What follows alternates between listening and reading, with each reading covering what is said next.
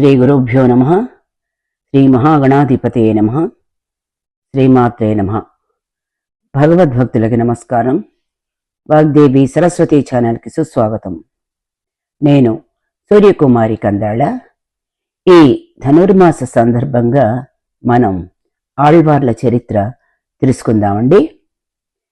ఆళ్వార్లందరిలో పొయ్గయాళ్వార్, పూదత్తాళ్వార్, పేయాళ్వార్ అని ముగ్గురిని ఏకాత్మకత కలిగినటువంటి మొదలాళ్వార్లు అనగా మొదటి ఆళ్వార్లు అని ఖ్యాతి పొందారు. వారు పొయ్గయాళ్వారు మొదట అవతరించారు.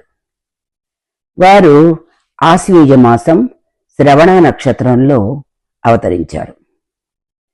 పూర్వం బ్రహ్మదేవుడు నారాయణుని సాక్షాత్కరించుకోవడానికని అశ్వమేధ యాగం చేసి వరదరాజ గ్రామంలో అధిక కాలం అర్చన చేశారు.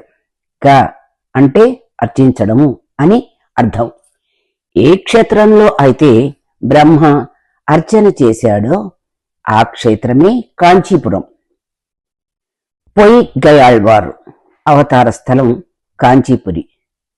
వీరు శ్రీమన్నారాయణుని పాంచజన్యం శంఖం యొక్క దివ్య అంశ వల్ల అవతరించారు. బంగారు కాంతి కలిగినటువంటి హేమకాసారము అంటే బంగారు సరస్సులోని పద్మనందు పొయ్గయాళ్వారు అవతరించారు. తజ్జన్యత్యాత్ తత్వపదేశ అనగా దేనియందు జన్మిస్తే ఆ పేరు కలుగుతుంది అనే న్యాయాన్ని అనుసరించి వీరికి కాసారయోగి అనే నామం వ్యవహారం కలిగింది.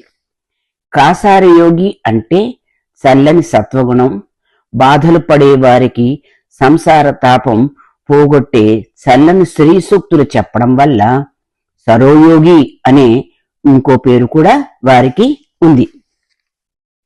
వీరు అవతరించిన మర్నాడే సముద్ర తీరంలో ఉన్నటువంటి మల్లాపురం అంటే నేటి మద్రాసులోని మైలాపూర్లో కడు సుగంధభరితమైనటువంటి జాజి పువ్వు పొదరింటిలో అవతరించారు.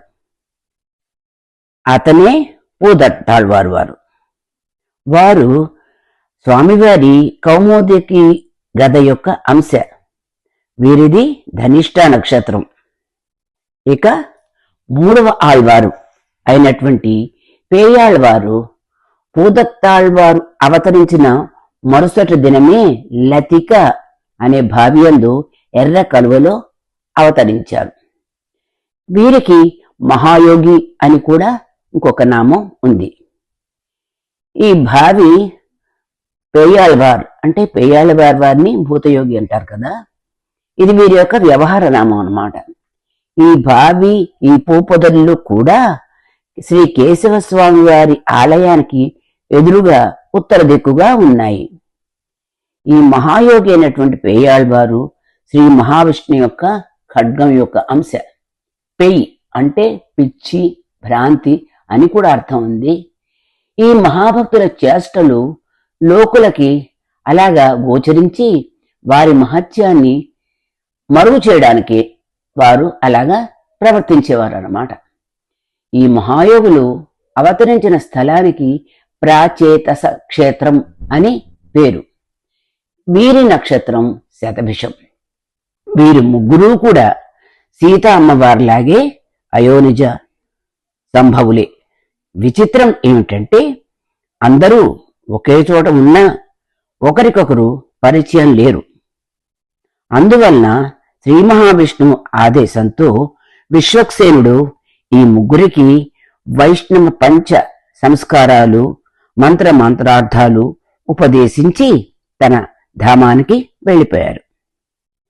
వారు ఏక విజ్ఞానేన సర్వ విజ్ఞానం అంటే ఒకదానిని తెలుసుకుంటే అన్నీ తెలుస్తాయి అన్నట్లే హరిని తెలుసుకుంటే సమస్త విజ్ఞానం అవగతం అవుతుంది అని గ్రహించారు.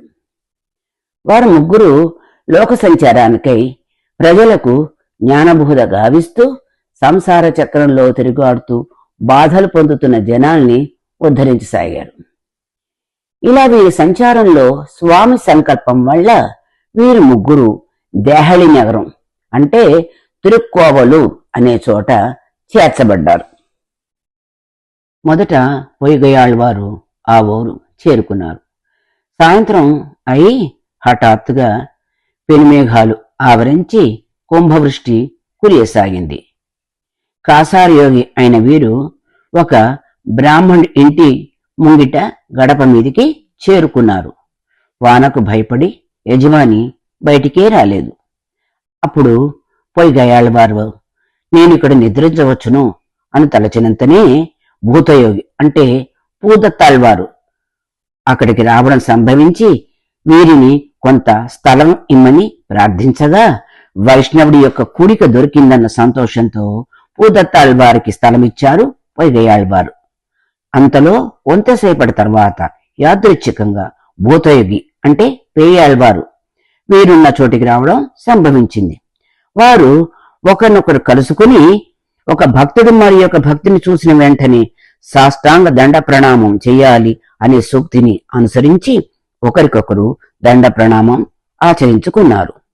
చిత్రం ఏమిటంటే వారి మధ్య శంఖ చక్ర గదాధరుడైన శ్రీ మహావిష్ణువు నిలిచాడు కాని అతను బహిర్గతం కాలేదు.